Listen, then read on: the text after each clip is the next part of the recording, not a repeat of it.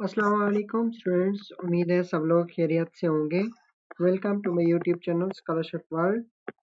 तो आज की हमारी वीडियो है दाद स्कॉलरशिप के ऊपर। ठीक है, तो इसमें जो है वो हम कंप्लीट ए टू जी मैं आप लोगों को पहले जो है वो गाइड करूंगा और उसके बाद आपको बताऊंगा कि आपने एप्लीकेशन फॉर्म और डिफरेंट अदर फॉर्म्स जो है उनको कैसे फिल करना है और कहाँ पर जो है अपनी एप्लीकेशन को सबमिट करना है।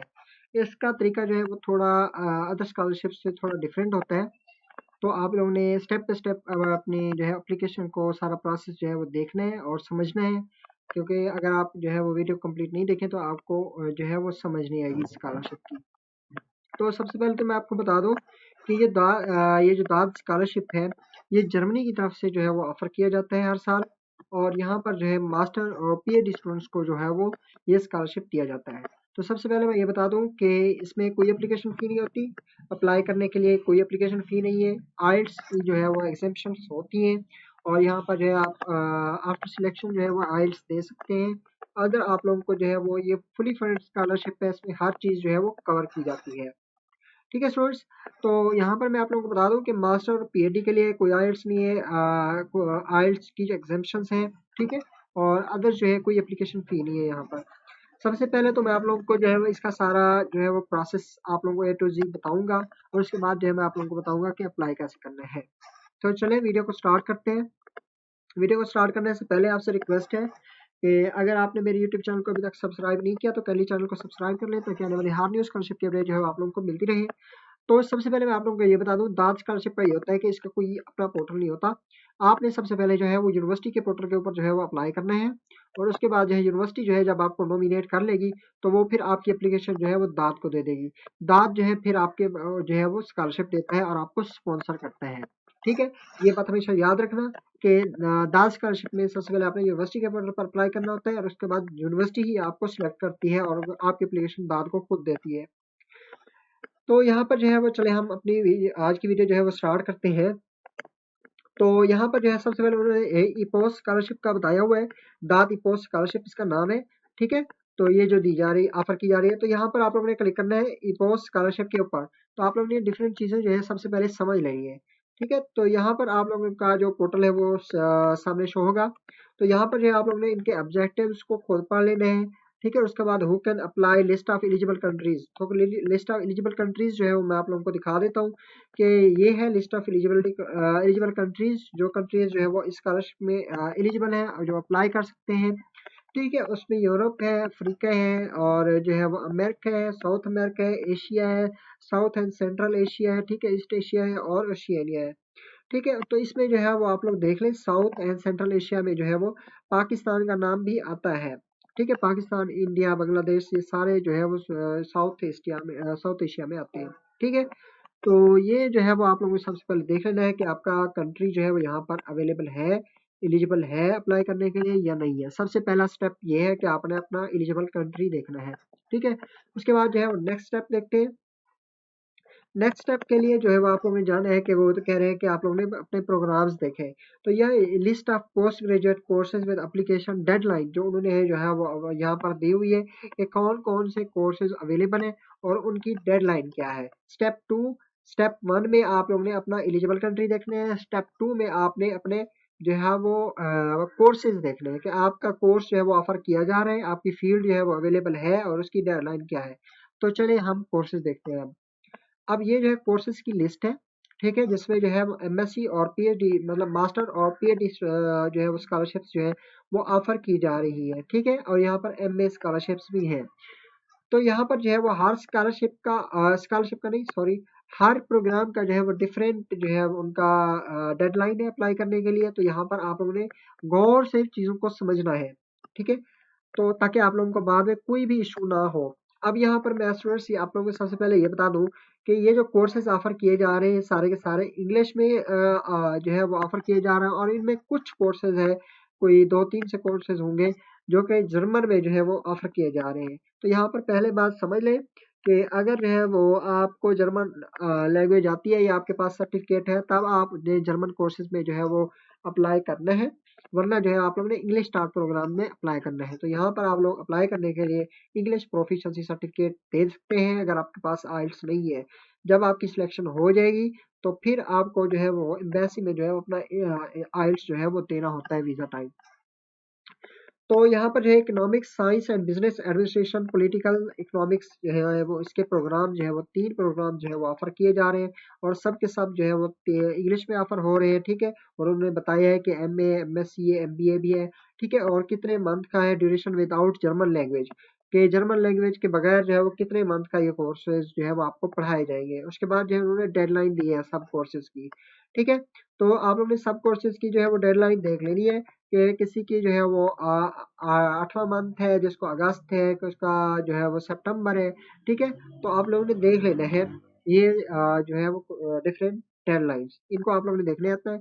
डेवलपमेंट कॉपरेशन के डिफरेंट कोर्सेज जो है वो इंग्लिश स्टार्ट प्रोग्राम में ऑफर किए जा रहे हैं, जिनमें एमएससी, पीएचडी भी है, ठीक है। और उन्होंने ये भी बताया हुआ है कि कितने जो है वो ड्यूरेशन में आप लोग जो विदाउट जर्मन लैंग्वेज पढ़ेंगे और उनकी डेडलाइन जो है यहाँ पर बताई हुई है। देख लें, किसी का 9वां मंथ है, किसी का 10वां है, किसी का 8वां है, किसी का 6ठा है, किसी का 3रा है, ठीक है। ऐसे ही डिफरेंट जो है वो मंथ्स जो है वो डेडलाइन में गिवन है।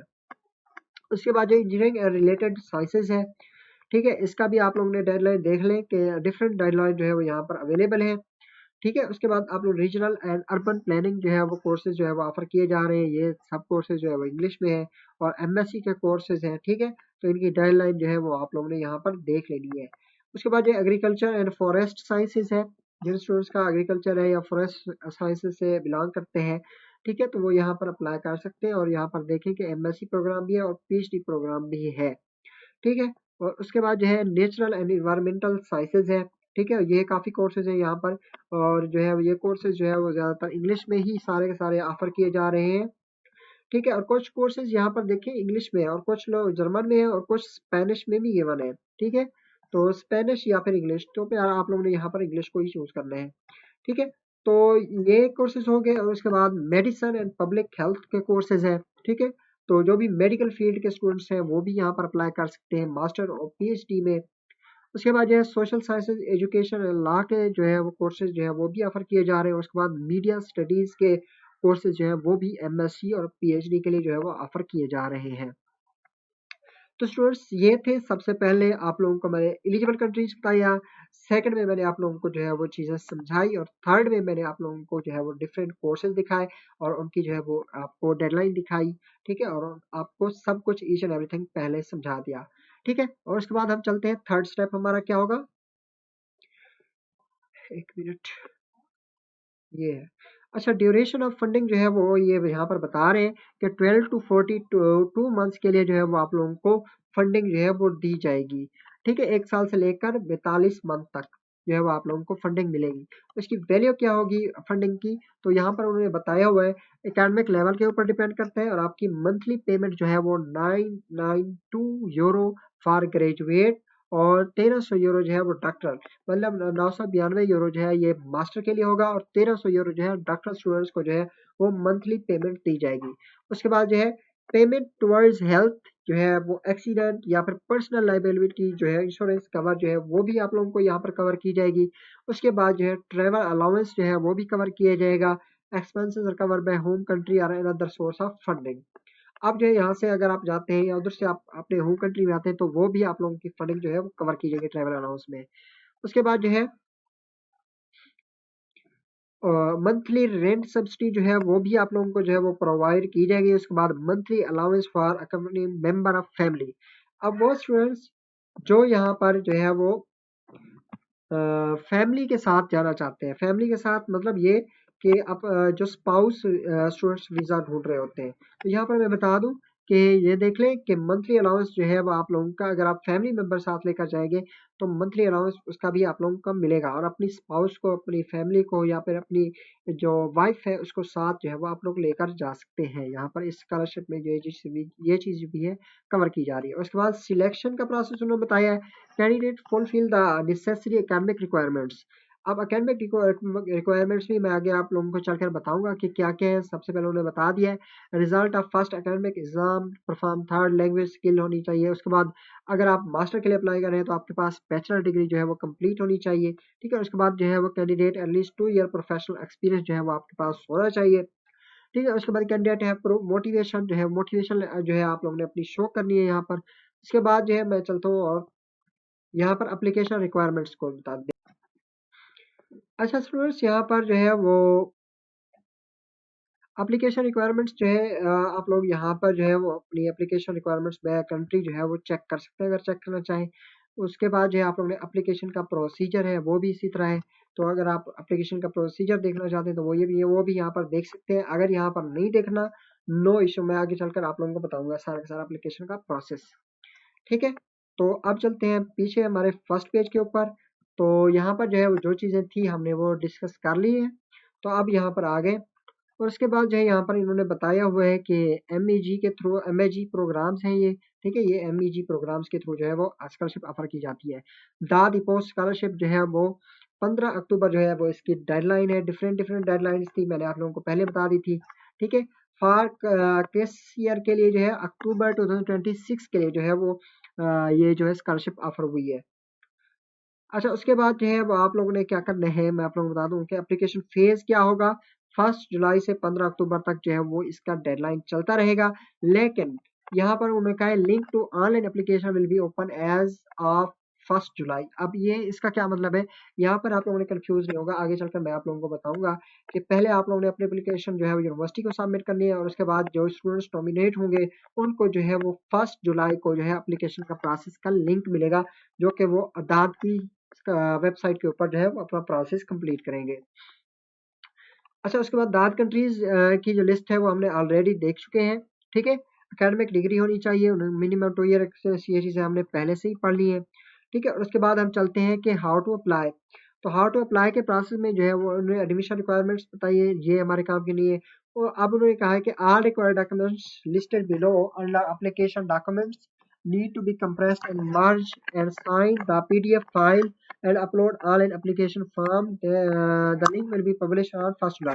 उसके बाद इनकम्प्लीट एप्लीकेशन जो है कंसीडर नहीं की जाएगी। रेफरी जो है वो आप लोगों ने अपने डायरेक्ट रेफरी जो रेफरेंस लेटर जो है वो यहाँ पर सेंड करने हैं, नॉट द एप्लीकेंट।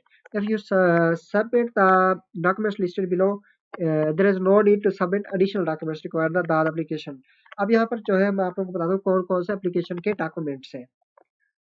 तो स्टूडेंट्स यहाँ पर जो है वो आप लोगों को डिफरेंट जो है वो एप्लीकेशन 12 जो है वो डॉक्यूमेंट्स है जो कि आप लोगों ने मेन है जो आप लोगों ने जो है वो रेडी करने हैं स्कॉलरशिप के लिए। तो सबसे पहले तो है वो दाद एप्लीकेशन फॉर्म है, इसको आप लोगों ने डाउनलोड करके फिल करना है। ये भी मैं आप लोगों को दिखा देता हूँ और समझा देता हूँ कि कैसे फिल करना है। उसके बाद जो M E G online application form, M E G online application form जो है ये 1 जुलाई को मिलेगा और उन स्टूडेंट्स को मिलेगा जो कि नॉमिनेट होंगे स्कॉलरशिप के लिए, जिनको यूनिवर्सिटी सिलेक्ट करेगी। उसके बाद जो है लेटर ऑफ मोटिवेशन का जो है वो उन्होंने गाइडलाइन यहाँ पर दी हुई है, ये भी मैं आप लोगों को दिखाता हूँ। और इन्हीं के लेटर के हेड का वही आप लोगों ने जो है वो अपना लेटर ऑफ मोटिवेशन लिखना है, ये भी मैं आप लोगों को दिखाता हूँ। पहले डॉक्यूमेंट्स को देख लेते हैं। ठीक है, और उसके बाद जो है वो उन्होंने मांगा हुआ है सीवी। सीवी जो है वो आप लोगों ने यूरोप पास में देनी है। ठीक है, और उन्हें जो भी रिक्वायरमेंट्स हैं उन्होंने मांगी हुई है यहाँ पर सीवी में। अच्छा, 5 डॉक्यूमेंट्स जो है वो है ट्रांसक्रिप्ट ऑफ रिकॉर्ड आपके पास होना चाहिए। अगर आपके पास इंग्लिश में ट्रांसलेशन नहीं है तो आप लोगों ने इंग्लिश में ट्रांसलेशन करवा लेनी है। ठीक है, और उसके बाद जो है वो आप लोगों ने जो भी ट्रांसक्रिप्ट की रिक्वायरमेंट्स है वो भी यहाँ पर उन्होंने बता दी है कि आपकी ट्रांसक्रिप्ट के ऊपर जो है वो न्यूमेरिक जो है वो आपके ग्रेड होने चाहिए। ठीक है, और उसके बाद जो है हम चलते हैं। हाँ, यहाँ पर जो है उन्होंने एक बात ये की है कि अगर आप एमएससी के लिए अप्लाई कर रहे हैं और आपके पास ऑलरेडी जो है वो मास्टर की डिग्री है तो आप लोगों ने मास्टर की डिग्री जो है वो लाजमी अपलोड करनी है और उसका जो है वो आपने बताना है कि आप लोग जो है वो अगेन मास्टर की डिग्री में क्यों अप्लाई कर रहे हैं। ठीक है, 6 जो डॉक्यूमेंट है वो है डिग्री डिग्री सर्टिफिकेट जिसको कहते हैं। तो डिग्री सर्टिफिकेट चाहिए और उसके बाद जो है सर्टिफिकेट ऑफ प्रोफेशनल एक्सपीरियंस जो है वो चाहिए। सर्टिफिकेट ऑफ प्रोफेशनल एक्सपीरियंस ये होता है कि आपका एक्सपीरियंस लेटर है जहाँ पर आप जॉब कर रहे हैं, कोई भी जॉब है जो आपकी फील्ड के रिलेटेड है, तो वो आपने जो है वो एक्सपीरियंस लेटर बनवाना है और लेटर हेड के ऊपर आपने बनवाना है और वो साइन और स्टैम्प होना चाहिए लाजमी। उसके बाद जो है वो 8 डॉक्यूमेंट है, 2 रिकमेंडेशन लेटर जो है वो आपने देने हैं। ठीक है, अगर आप एम्प्लॉयर हैं या कि यहीं पर जॉब कर रहे हैं तो वो एक लेटर वहां से बनवाना है। ठीक है, अगर आप टीचर या सुपरवाइजर से दूसरा रिकमेंडेशन लेटर भी दे सकते हैं। बात रिकमेंडेशन लेटर की गाइडलाइन यहाँ पर अवेलेबल है। थर्ड, उन्होंने ये बात किया, do not send the reference letter yourself, they must be send from the referee directly us. अब जो है यहाँ पर आपने खुद रिकमेंडेशन लेटर अपलोड नहीं करने, आपने अपने प्रोफेसर को कहना है या फिर आप जहाँ पर जॉब कर रहे हैं अपने बॉस को कहना है कि वो इस ईमेल के ऊपर आपके रिकमेंडेशन लेटर सेंड करेगा।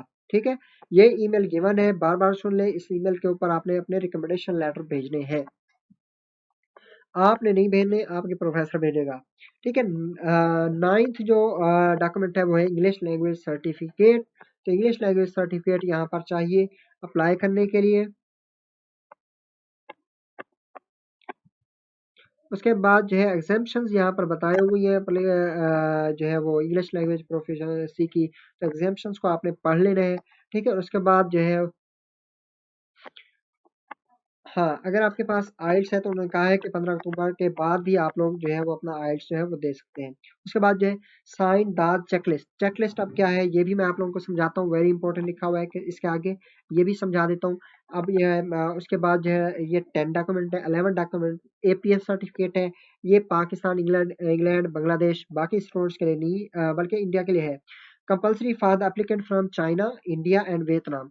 ये जो इस कंट्री के जो स्टूडेंट्स हैं वो एपीएस सर्टिफिकेट जो है वो लाजमी यहाँ पर प्रोवाइड करेंगे। और उसके बाद 12 ये है कि आपने सारे डॉक्यूमेंट्स को जो है जो 11 12 जो भी डॉक्यूमेंट्स हैं वो आपने एक ही फाइल में मर्ज करने और आपने इस ईमेल के ऊपर जो है वो डॉक्यूमेंट्स को भेज देना है। और उसके बाद आपने वेटिंग फॉर रिजल्ट इंटरव्यू, उसके बाद जो है आपने अपना रिजल्ट का जो है वो वेट करना है। तो चले स्टूडेंट्स, अब जो है वो सबसे पहले देखते हैं कि मैंने आप लोगों को दिखाना है कि आप लोगों ने जो है वो दाद एप्लीकेशन फॉर्म को कैसे सबमिट जो है फिल करने हैं और लेटर मोटिवेशन को और चेकलिस्ट को। तो स्टूडेंट्स ये है दाद एप्लीकेशन फॉर्म, तो इसको आप लोगों ने फिल करना है। ये सिंपल सा मेरे ख्याल में 4 पेजेस के ऊपर है, तो इसको आप लोगों ने फिल करना है। और जो है यहाँ पर नेम और नेशनैलिटी, ठीक है, कौन से प्रोग्राम के लिए अप्लाई कर रहे हैं तो यहाँ पर मैं आप लोगों को बता दूं,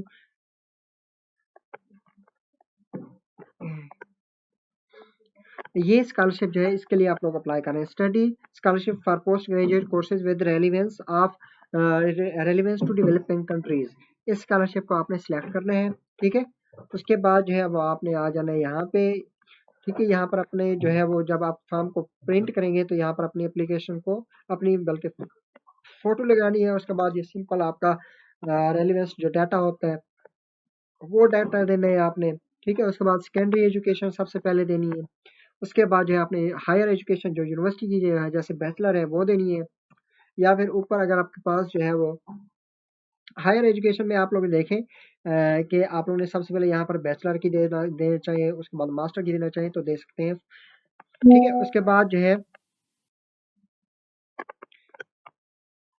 मेजर अपना बताना है कि कौन से मेजर में जो है वो आपने किया है। और उसके बाद जो है स्टूडेंट्स यहाँ पर डिग्री हेल्ड कौन सी डिग्री की है, ये सारा सिंपल सा फॉर्म, इसमें ऐसा कुछ भी नहीं है। एक चीज यहाँ पर ये समझ ले, यहाँ पर जब आप लोग जो है वो अपना रिसर्च प्रपोजल की बात जो जब आप करेंगे ना तो आप लोगों ने अपने प्रपोजल का टॉपिक यहाँ पर देना है और जो है वो ये देखना है कि इस लाइन से आगे नहीं जाना चाहिए, वरना उसके बाद आपने नीचे वाली लाइन में लिखना है चीज़ें। ठीक है, क्योंकि यहाँ पर वही शो होता है जो बिल्कुल सामने हो फ्रंट पर, वही प्रिंट होता है, ये नीचे नहीं होता। ठीक है, उसके बाद जो है वो यहाँ पर आप लोगों ने जो है वो चीज़ें सारी की सारी ये खुद जो है वो सब लिख लेनी है। जहाँ पर भी आपको समझ ना आए मुझसे पूछ सकते हैं, कमेंट में पूछ सकते हैं, मुझे व्हाट्सएप पर जो है वो कॉन्टैक्ट करके पूछ सकते हैं। ठीक है, एंड पर जब आप इस एप्लीकेशन फॉर्म को फिल कर लेंगे तो इस एप्लीकेशन फॉर्म को आपने जो है वो प्रिंट करना है। प्रिंट करने के बाद आपने यहाँ पर प्लेस डेट और अपना सिग्नेचर करने हैं, फिर से आपने इस फॉर्म को जो है वो स्कैन करना है। ठीक है, तो ये था एप्लीकेशन फॉर्म। और उसके बाद एमईजी गाइडलाइन है। एमईजी का मतलब है कि जो है फॉर्म जो है ये आप लोगों को दे देगा लेटर ऑफ मोटिवेशन के लिए।